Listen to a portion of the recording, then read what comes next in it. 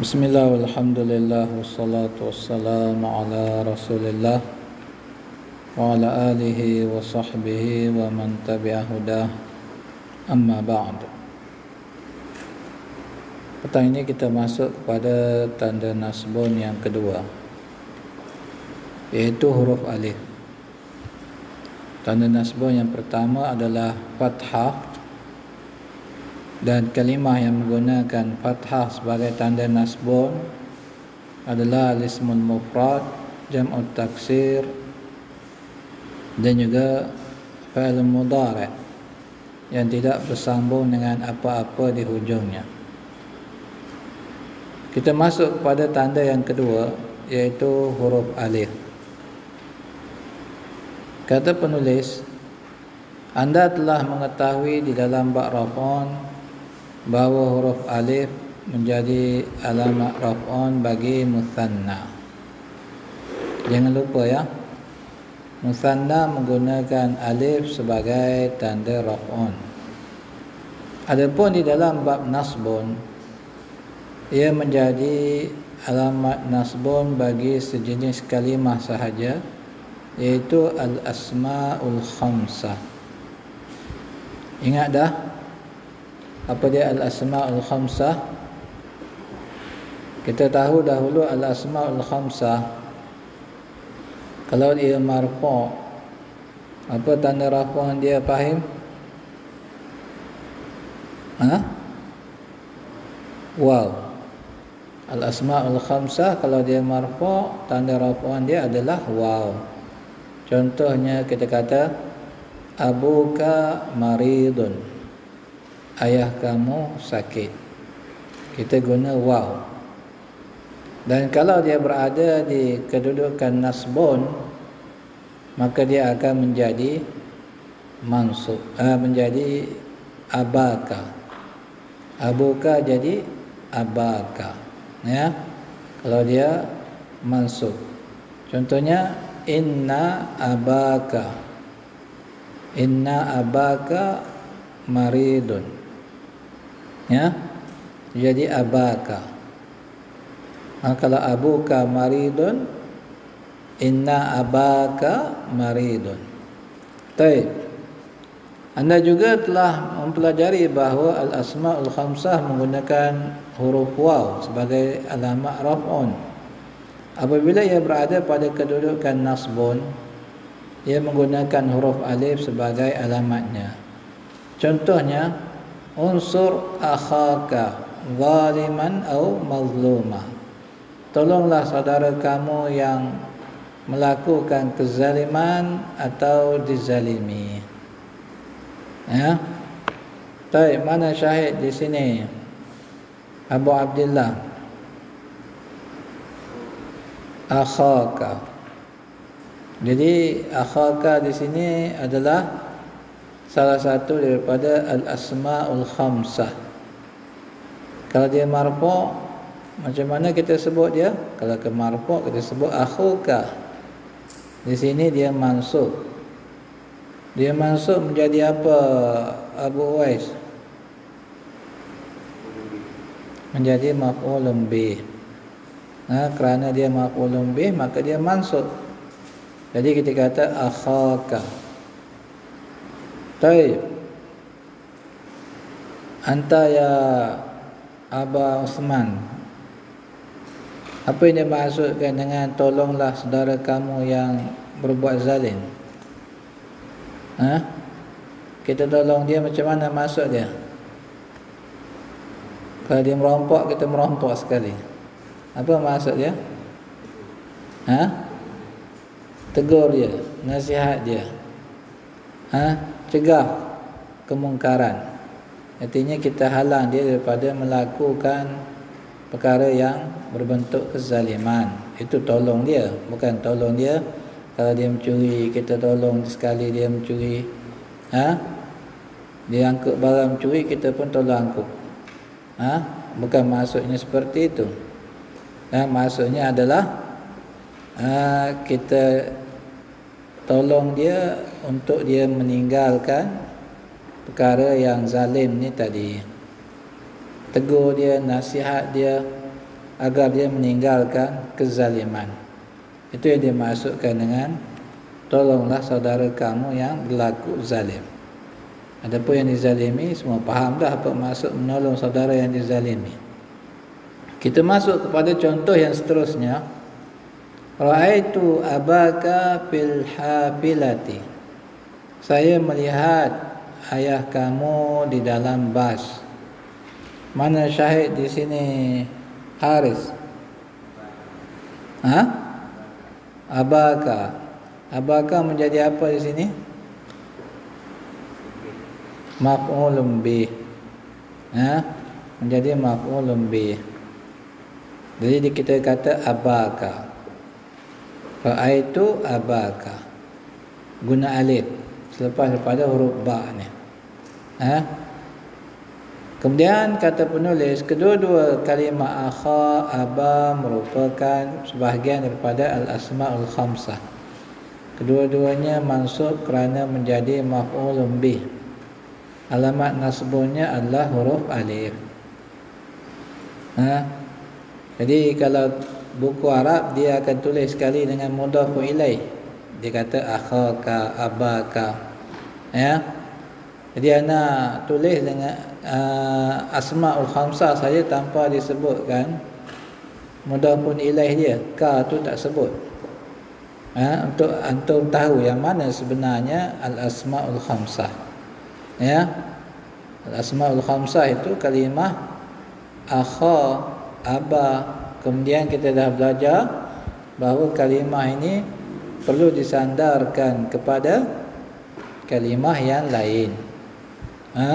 Untuk dia menggunakan huruf-huruf ini sebagai tanda, sama ada tanda raf'un ataupun tanda nasbun dan tanda jarrun. Kalau tak disandarkan kepada kalimah lain, dia tak pakai tanda-tanda ini. Dia tak guna alif, tak guna waw. Dia akan pakai harakat, iaitu baris. Contohnya hadza abun. Ini ayah. Jadi abun di sini dia marfu', tanda rafu' dia adalah dhammah, dia tak pakai waw. Sebab dia tak disandarkan kepada kalimah yang lain. Jadi antara syarat al-asma'ul khamsah ni tadi, kalimah abun, akhun, hamun ni hendak menggunakan huruf sama ada alif ataupun waw sebagai tanda i'rab dia, hendaklah dia disandarkan kepada kalimah yang lain. Abu Muhammad qawiyun contohnya. Ayah Muhammad kuat. Jadi di sini Abu disandarkan kepada Muhammad. Jadi bila disandarkan pada kalimah yang lain baru boleh guna waw sebagai tanda raf'un dan alif sebagai tanda nasbun. Kita kata ya Aba Ali, ya Aba Muhammad. Kita kata begitu. Kita pakai ya kerana dia sini mansub. Pakai alif kerana dia mansub. Kita kata ya Aba Muhammad. Ya Aba Hamzah. Kita pakai alif sebab dia mansub. Tanda nasbun dia adalah huruf alif ni tadi. Baik. Catatan. Dah baca dah bawah tu. Kedua-dua kalimah akha dan aba merupakan sebahagian daripada al-asma'ul khamsah. Kedua-duanya mansub kerana menjadi maf'ulun bih. Alamat nasbunnya adalah huruf alif. Syarif faham tak apa makna maf'ulun bih? Tak faham? Syahrul faham tak makna maf'ulun bih? Nanti tanya kawan ya. Ringkasannya maf'ulun bih itu sesuatu yang perbuatan kena kepadanya. Itu maf'ulun bih lah. Saya melihat ayah kamu. Siapa yang kena lihat? Siapa yang kena lihat? ayah kamu. Tolonglah saudara kamu. Siapa yang kena tolong? Saudara kamu. Jadi sekarang ni yang kena padanya perbuatan ni tadi dipanggil dengan maf'ulun bih. Ya, dipanggil maf'ulun bih. Dalam bahasa Arab maf'ulun bih itu ianya adalah mansub. Catatan, menolong orang yang zalim artinya menghalangnya daripada melakukan kezaliman sebagaimana yang dijelaskan oleh Rasulullah sallallahu alaihi wasallam di dalam hadis. Kita tengok pada chapter tu. Chapter bagi tanda nasbun yang jauhnya pergi. Salah. Baik, carta bagi tanda nasbun yang kedua, huruf alif, iaitu al-asmaul khamsah. Ingat ya? Al-asmaul khamsah dia menggunakan huruf alif sebagai tanda nasbun. Musanna menggunakan huruf alif sebagai tanda raf'un. Ingat ya? Musanna dia guna huruf alif juga tapi tanda raf'un. Al-asmaul khamsah guna huruf alif tapi untuk tanda nasbun. Ya. Jadi antum kena bahasa Arab ni kena orang kata apa? Dia macam matematik sikitlah.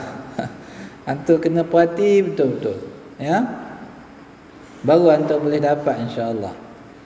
Kalau tak perhati betul-betul nanti kita keliru. Kita pening.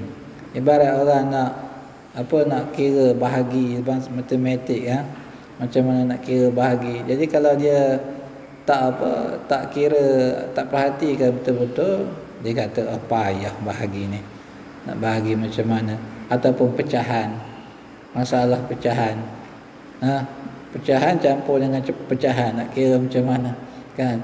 Jadi kita kena guna otak sikitlah untuk kita faham betul-betul. Tapi ini mudah pada matematik lagi. Ya. Insya-Allah yang penting antum kena rajin murajaah saja. Dan kalau ada handphone tu guna handphone tu, kalau tak faham dengar semula rakaman ni. Ya. Itu caranya. Jadi kita masuk kepada tanda nasbun yang ketiga, iaitu kasrah. Tanda nasbun yang ketiga adalah kasrah. Kasrah dalam bahasa Melayu adalah baris bawah. Ya, baris bawah. Bahasa Arab dia kasrah. Ya.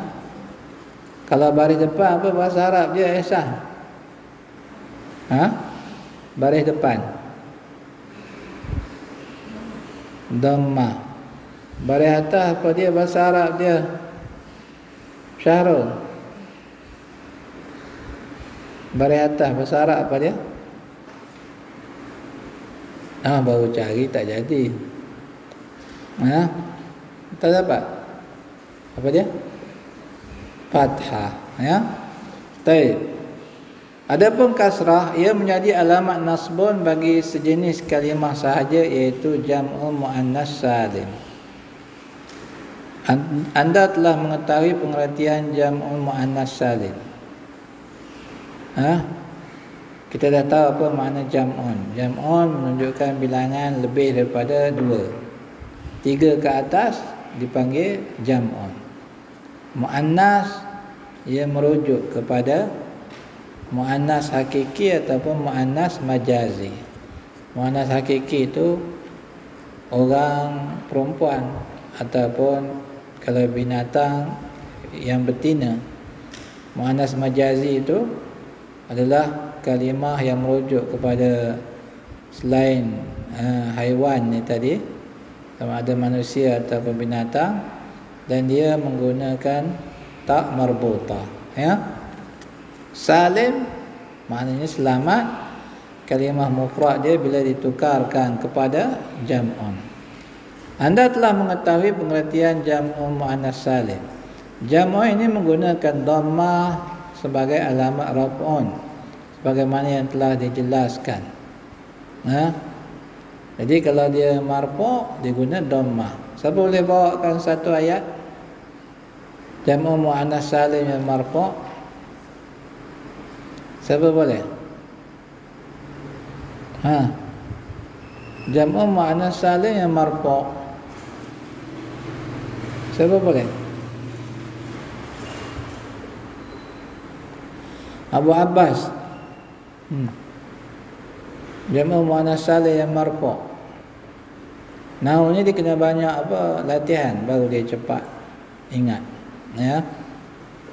Kena banyak latihan baru dia cepat ingat.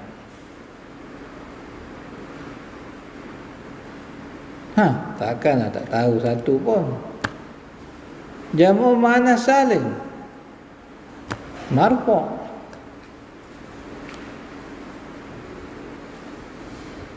Hantar Abah Hamzah.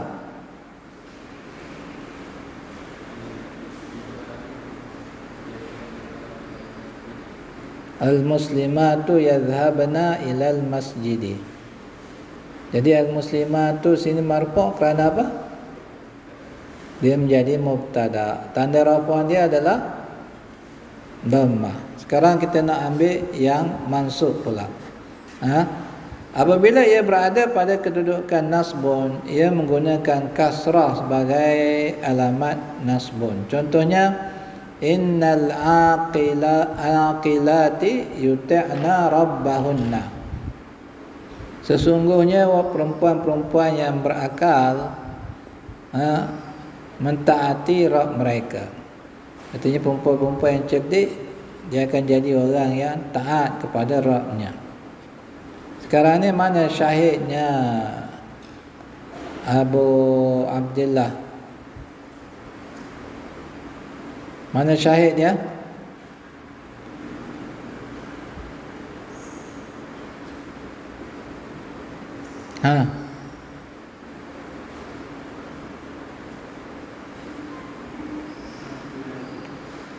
Al-aqilati. Al-aqilati mansub. Kenapa dia mansub?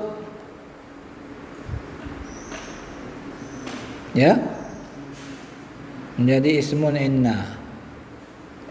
Dimasuki inna dia jadi ismun inna, jadi al-aqilati. Apa tanda nasbun dia di sini?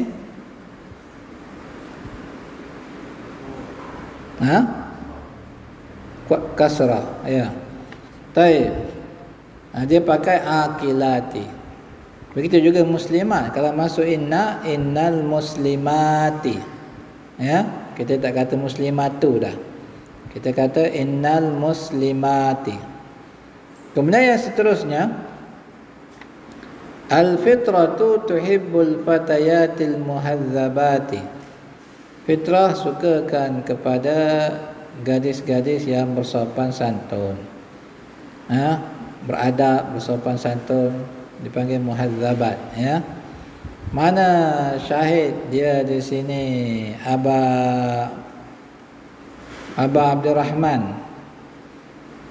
Mana syahid dia?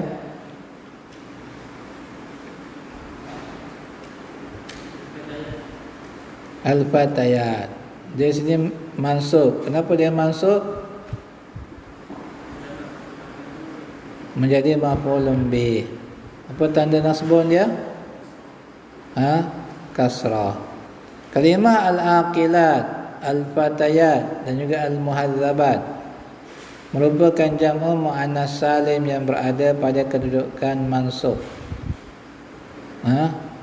Kalimah al-aqilat menjadi mansub kerana ia merupakan ismun bagi inna. Sepatutnya pada kedudukan nasbun, ya. Sepatutnya pada kedudukan nasbun. Kalimah aqilat menjadi mansub kerana ia merupakan ismun bagi inna. Adapun kalimah al-fatayat menjadi mansub kerana ia merupakan maf'ulun bih. Manakala kalimah al-muhadzabat menjadi mansub kerana ia merupakan sifat bagi kalimah yang mansub. Artinya fatayat mansub, muhadzabat ni sifat. Sifat bagi fatayat ini. Gadis-gadis yang bersopan santun. Bersopan santun itu sifat. Dalam bahasa Arab sifat ni dia akan mengikut mausuf. dari segi i'rabnya. Mausuf tu yang diberikan sifat lah. Yang diberikan sifat di sini fatayat. Sifatnya muhazzabat. Jadi sekarang ni kalau kalimah yang menjadi sifat bagi perkara yang lain, dia mengikut perkara tersebut dari segi i'rabnya. Kalau perkara yang sebelum dia ni tadi yang dipanggil dengan mausuf ni marfu', dia pun marfu'. Kalau mansub, dia pun mansub. Kalau majrur, dia pun majrur. Contohnya kita buat ayat lain. Uhibbut talibal mujtahidah. Uhibbut talibal mujtahidah. Saya sukakan pelajar yang bersungguh-sungguh. Jadi at-talib jadi apa? At-talib jadi apa di sini? Maf'ulun bih. Dia mansub. Tanda nasbun dia apa? Fathah. Taib. Al-mujtahidah. Al-mujtahidah adalah sifat bagi talib. Oleh kerana talib mansub, at-talibah, mujtahidah pun mansub. Dia tak jadi uhibbut talibal mujtahidu, tak jadi gitu ya. Dia jadi uhibbut talibal mujtahidah. Kalimah yang menjadi sifat, dia mengikut kalimah yang sebelumnya dari segi i'rab dia. Kalau dia baris atas, maka sifat pun baris atas. Kalau dia baris depan, sifat pun baris depan. Contohnya jaa ar-rajulu al-ghaniyyu. Contohnya lelaki kaya tersebut telah datang. Ar-rajulu baris depan. Kemudian al-ghaniyyu juga baris depan. Dia sifat bagi rajulu ni tadi. Itu yang perlu kita faham dalam masalah ni. Ini perkara baru. Nanti kita akan belajar dalam bab tawabi'. Sifat dia mengikut mausuf dia. Jadi yang pentingnya antum ingat dulu sekarang ni, kalau kalimah tu menjadi sifat, dia ikut yang sebelumnya. Kalau sebelumnya baris depan, dia baris depan. Kalau sebelumnya baris atas, dia baris atas. Kemudian kata dia, di dalam bahasa Arab, kalimah yang menjadi sifat bagi kalimah yang lain mengikut i'rab kalimah tersebut. Di sini al-muhazzabat menjadi sifat bagi al-fatayat. Yang mansub maka ia juga menjadi mansub. Baik, habis. Bagi tanda yang kedua. Yang ketiga. Kemudian tengok carta tu, antum tengok sendirilah. Yang pentingnya di sini, kita tak payah belajar banyak-banyak lah. Yang penting antum faham betul-betul. Jadi murajaah itu adalah lebih penting. Tak faham, jumpa kawan, tanya kawan. Kalau kawan pun tak faham juga, kita tanya guru kita. Boleh buat begitu. Kalau kita nakkan kepada ilmu, kita akan buat begitu. Jangan tak faham, biarlah aku tak faham. Tak peduli, tak boleh. Tak boleh jadi penuntut ilmu.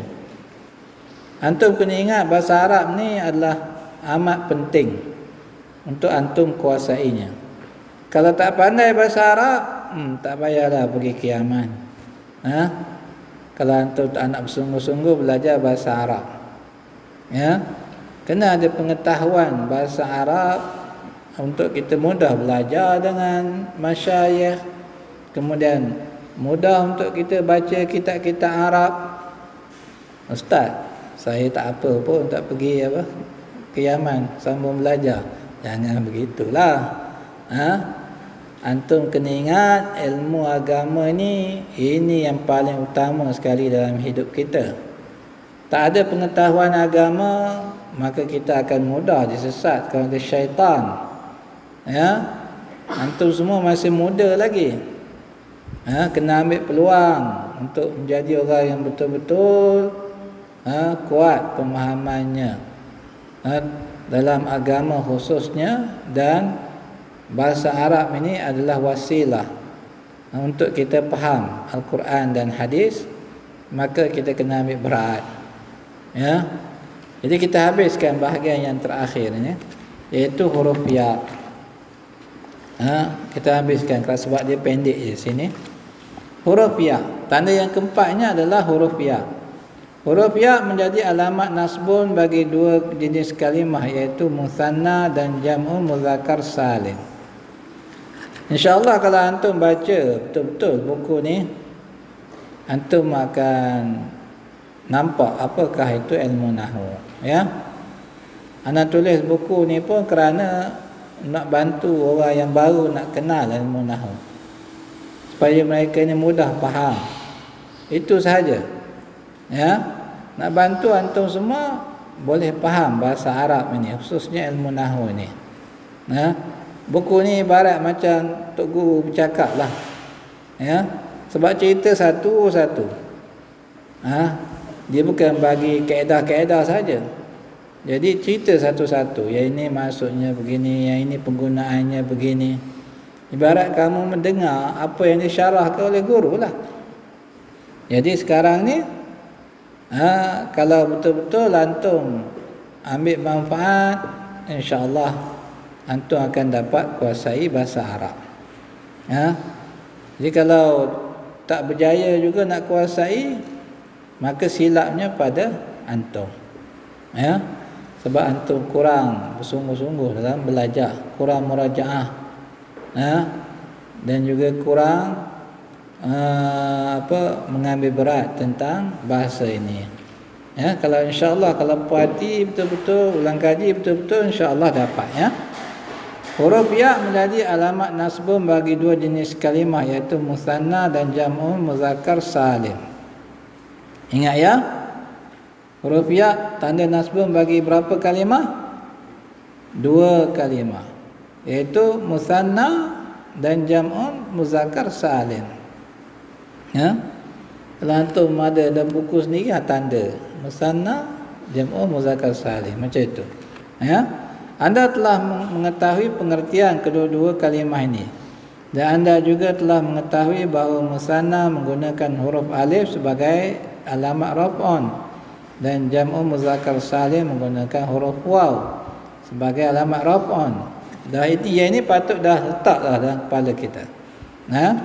Apabila kedua-duanya berada pada kedudukan nasbun, ia menggunakan huruf ya sebagai alamat nasbun. Contohnya, bagi musanna, nazartu usfuraini fawqa syajarah. Aku melihat dua ekor burung di atas pokok. Jadi sekarang ni usfura ini jadi apa? Abu Saleh, usfura ini jadi apa?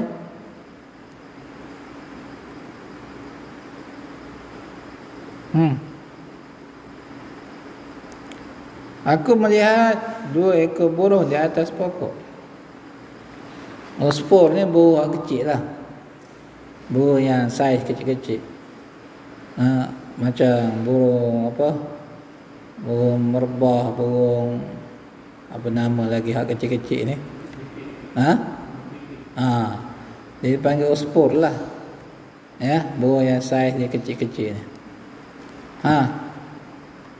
Apa kedudukan i'rab bagi usfurain ni? Jadi apa sini? Memang musanna. Apa kedudukan i'rab dia? Fa'il ke, mubtada ke, naib fa'il ke, apa ke?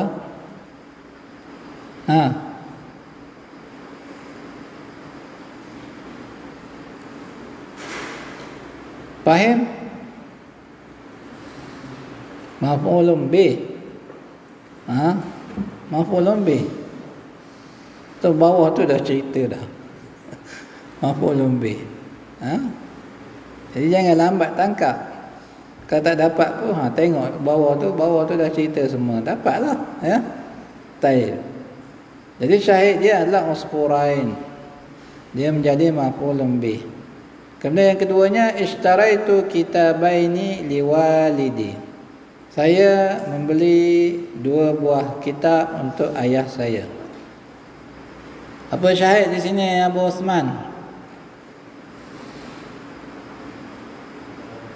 Kitabaini jadi apa? Maf'ulun bih. Yang kena beli maf'ulun bih lah. Ya. Kedua-dua kalimah usfurain dan kitabaini merupakan musanna yang berada pada kedudukan nasbun. Kedua-duanya mansub kerana menjadi maf'ulun bih. Alamat nasbun baginya adalah huruf ya. Artinya bagi kedua-duanya adalah huruf ya. Faham semua? Kalau dia marfu' macam mana? Kalau dia marfu' macam mana usfurain ini jadinya? Ini mansub. Kalau marfu' macam mana Abu Abdillah? Kalau marfu' usfuraini mansub. Kalau dia marfu' macam mana? Apa dia? Usfurani. Ya. Kitabaini kalau dia marfu' macam mana Syahrul?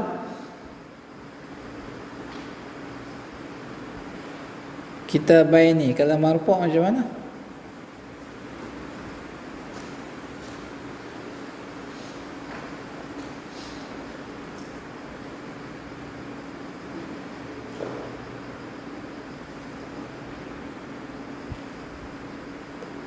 Tak dapat.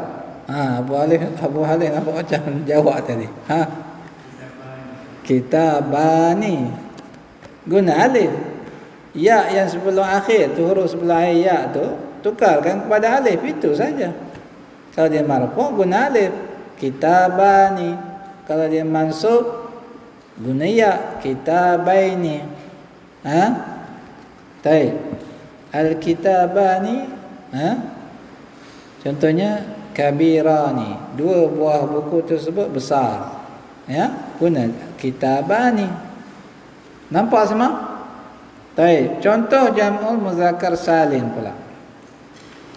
Innal muttaqina fi jannatin na'im. Sesungguhnya orang-orang yang bertakwa berada dalam syurga yang penuh kenikmatan. Syahid dia adalah al-muttaqin. Al-muttaqin di sini mansub.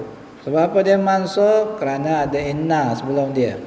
Dimasuki oleh inna, dia jadi ismun bagi inna. Tanda nasbun dia adalah apa dia? Adalah huruf ya. Sebab dia jam'u muzakkar salim, dia guna huruf ya. Taib, anta ya Haris, kalau dia marfu' macam mana? Al-muttaqin mansub. Kalau marfu'?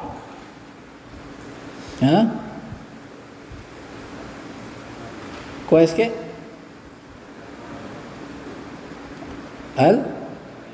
Al-muttaqaini. Al-muttaqani. Ini jam'u muzakkar salim ya Haris. Bukan musanna.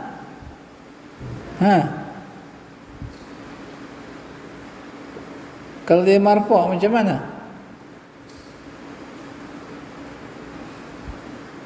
Abdul Rahman. Apa dia? Muttaqun. Muttaquna kalau marfu'. Guna waw. Macam muslimuna kalau marfu'. Kalau mansub muslimina. Ya? Muslimina. Macam itu. Ya? Faham semua? Baik. Contoh yang kedua, innallaha yuhibbut tawwabin. Sesungguhnya Allah mengasihi orang-orang yang bertaubat. Orang yang banyak bertaubat, Allah sukakan kepada dia. Syahid dia adalah at-tawwabin. Tawwabin dia mansub. Tanda nasbun dia adalah huruf ya. Kalau dia marfu' macam mana Abu Huwais? At-tawwabun. Guna waw. Kedua-dua kalimah muttaqin dan at-tawwabin merupakan jamak muzakkar salim yang berada pada kedudukan nasbun. Kalimah muttaqin menjadi mansub kerana ia merupakan ismun bagi inna. Manakala kalimah tawwabin mansub kerana ia merupakan maf'ulun bih. Alamat nasbun bagi kedua-duanya adalah huruf ya. Jadi situ carta tu antum tengok sendirilah, huruf ya guna dua kalimah menggunakan huruf ya sebagai tanda nasbun, iaitu jam'u muzakkar salim dan musanna. Insya-Allah pada minggu hadapan kita akan masuk pada tanda yang kelima, tanda yang terakhir bagi nasbun, iaitu hazfun nun, pembuangan nun. Jadi dalam tempoh 5 hari ni antum murajaah lah kitab ini, ya, gunakan sedikit saja masa, 15 minit, 20 minit untuk murajaah semula, ulang, hari-hari ulang, baca semula. Kalau antum nak pandai bahasa Arab, jangan bazirkan masa. Main ni tak payah hari-hari lah, ya, main tak payah hari-hari, cukup antum main masa cuti dah cukup lah. Hari lain manfaatkan untuk belajar, ya, manfaatkan untuk murojaah. Penting ini, ya. Boleh semua? Baik, insya-Allah kita sambung lagi pada minggu yang akan datang. Subhanakallahumma wa bihamdika.